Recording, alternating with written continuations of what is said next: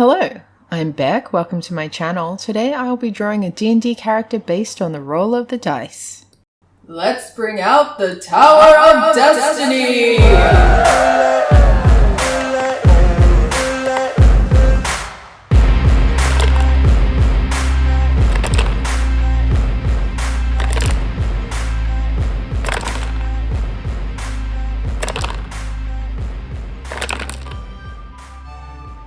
So we're doing a Loxodon Artificer. Now, a Loxodon is essentially an elephant-human hybrid. They are described as lumbering giants. They tower above most other humanoids, standing over 7 feet tall. They have the heads, trunks, tusks, ears, and faces of elephants, and hulking bipedal bodies covered by thick, leathery skin. Each of their hands has 4 thick digits, and their feet are the flat-bottomed, oval-shaped feet of elephants. Like that of an elephant, a Loxodon's trunk is a useful appendage. In addition to providing a keen sense of smell, the trunk can be used to lift and carry even heavy objects. The trunk can be used to carry both food and liquid to the mouth, and can even act as a snorkel. As a Loxodon, you have 5 key Loxodon traits that are special to your race. These include powerful build, where you count as 1 size larger when determining your carrying capacity and the weight you can push, drag, or lift.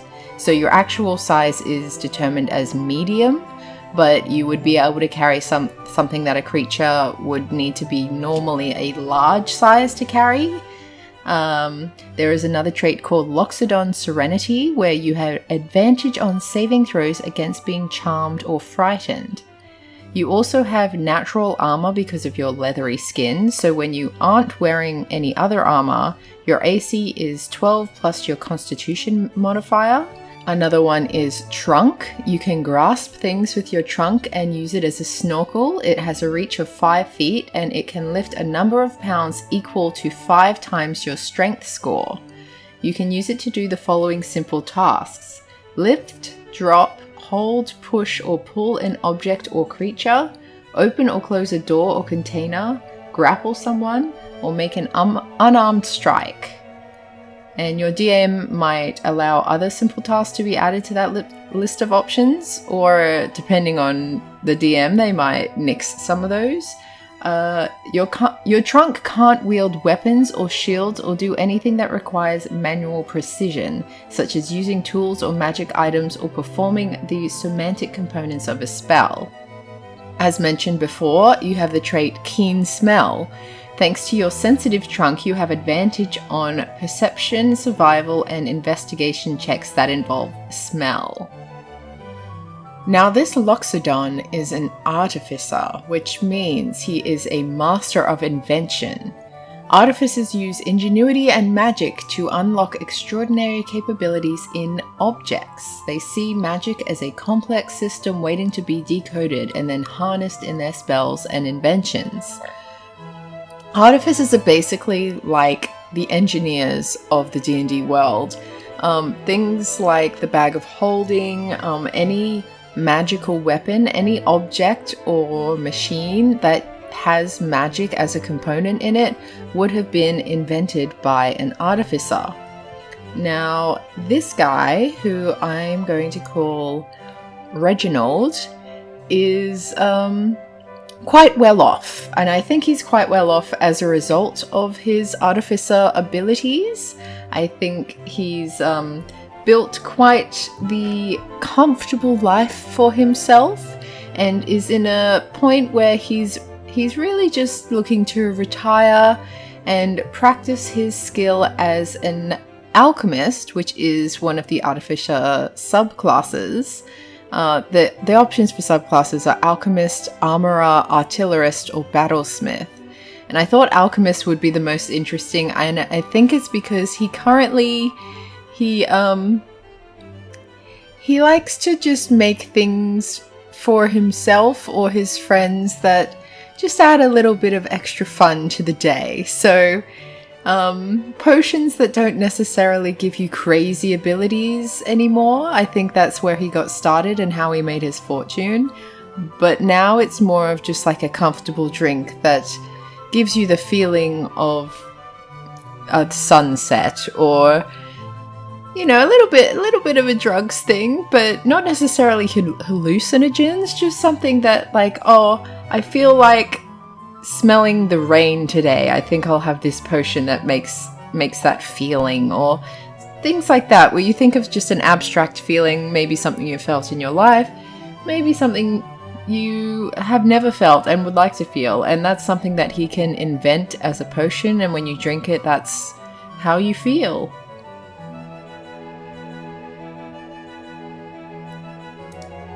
The alchemist subclass is described as: an alchemist is an expert at combining reagents to produce mystical effects. The alchemists use their creations to give life and leech it away.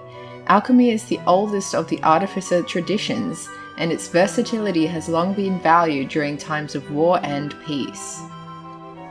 So some of the spells you get as an alchemist include Healing Word, Ray of Sickness, Flaming Spear, Melf's Acid Arrow, Gaseous Form, Mass Healing Word, Blight, Death Ward, Cloud Kill, and Raise Dead. Some of those you don't get until like very high levels, but they are very cool, very powerful spells. So yeah, pretty cool to get into the Artificer subclass of Alchemist. Now, if we're looking at Reginald's abilities, he has a +2 to Strength, which makes sense because he is a Loxodon, and I haven't added the hard to say, and it shouldn't be. The Loxodon have a natural strength, which I haven't added to the stats, so I feel like the dice were just in the mood for this today. I don't know that he's necessarily ever needed to work on his strength. I think it really is just because he's got that like elephant level strength in his blood. Dexterity wise, it's average. I think that maybe instead of working fiddly experiments in his lab, he might have had assistants to do anything that he couldn't be bothered or didn't feel skilled enough to do himself. I think he was very much a figure out what he wants to have done and then delegate the task kind of guy. I don't think he's ever needed to be stealthy either, which is also a dexterity thing. I think he's been more locked away in his laboratory, and I don't know why I said it like that. He's been working away. He doesn't really feel the need to hide from anyone or be stealthy or sneaky, so he's never really developed that skill. But he's also, like, he's average, so he's also not clumsy or anything like that. Constitution is +1, so he's probably done a few late nights, nothing crazy. He's never gone to war or anything like that where he's had to go hungry. He's just got that little bit above average constitution because he's the guy who stays up late figuring something out instead of getting a good night's sleep. Intelligence is +1, so he's definitely got a good memory, which, you know, the elephant joke about good memories, but also he's one who would go to the library a lot, but by that same token, it's not like he has a +3 to intelligence like he does to wisdom, so he probably just reads enough to have a basic understanding of how something works, and then he'll just dive into figuring things out from his own perspective. And that's where wisdom comes in. He has a +3 to wisdom. He's very much able to read people and apply pieces of knowledge into the greater picture of life. So instead of necessarily having to learn every single thing from a book, he's able to extrapolate information and use his own life experience to come to a conclusion that is usually correct, which is why he's so good at inventing things. Now, surprising probably no one, this kind of character doesn't get out much, and he's not particularly intimidating.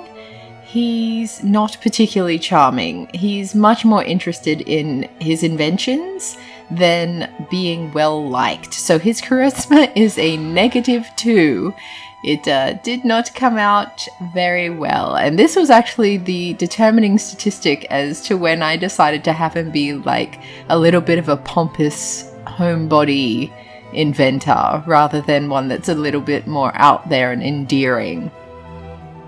Now, with that in mind, it does pose a particular challenge as to why this character would go on an adventure with an adventuring party. I don't think that the incentive of treasure or gold would bring this guy out of his estate and into the dirty, wild world.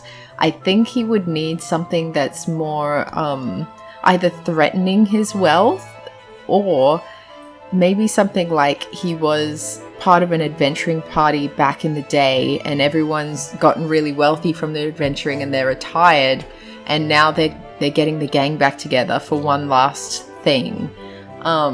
That could be a fun sort of one-shot to play. You'd have to obviously enter at fairly high levels if you're going to be running under the premise that you used to be adventurers and you were very successful adventurers. Another option could be that he's never been an adventurer, because he does seem more of the professor type, that maybe he's going out with a class of his students, or maybe even he has like a grandchild or something that he feels like he needs to go out with to protect.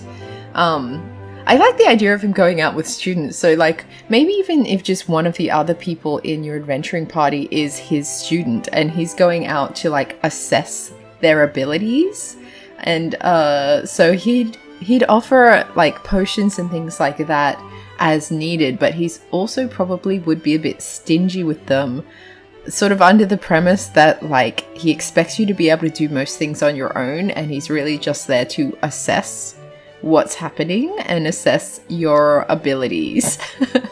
That could be a very fun character to play. It could also be that like codgy old grandpa who doesn't really get how the world works anymore, especially because he's been in his lab for the last 150 years. I forgot to mention Loxodon lived to like 450, so he could be very, very old, or he could be middle-aged but just, you know, living it up.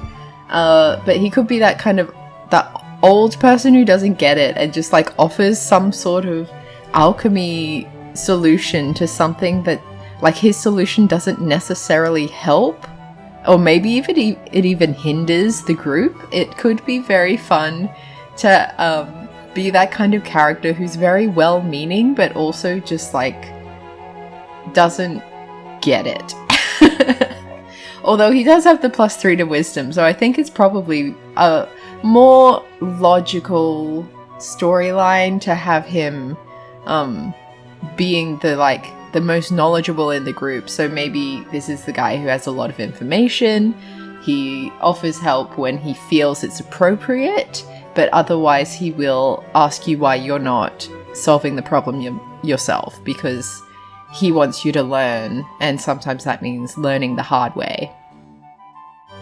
I think in terms of his background, that might have very much been how he was raised. So he might have grown up pretty poor and maybe in a family where they had more mouths to feed than money to afford food for those mouths. And so he's worked his way up from nothing. He's had a relatively hard time. Like obviously he got a few good breaks because he's very well off now, but he sort of has that mentality of like, you should have to work for what you have. I'm not just going to give it to you. And I think that that could be really fun to translate into a character who is playing as part of a group, but also sees himself as quite separate to the group in terms of not superiority, but like experience. So he thinks that because he's had all these experiences and already done hardship, that he shouldn't necessarily have to do hardship moving forward. And so yeah, this is Reginald. What do we think of him? And would you want to play a character like this? Let me know what you think in the comments, and I hope you like this video, and please subscribe if you have not subscribed already. Thank you for watching. I hope you have a great rest of your week, and I will catch you next time. Okay, bye!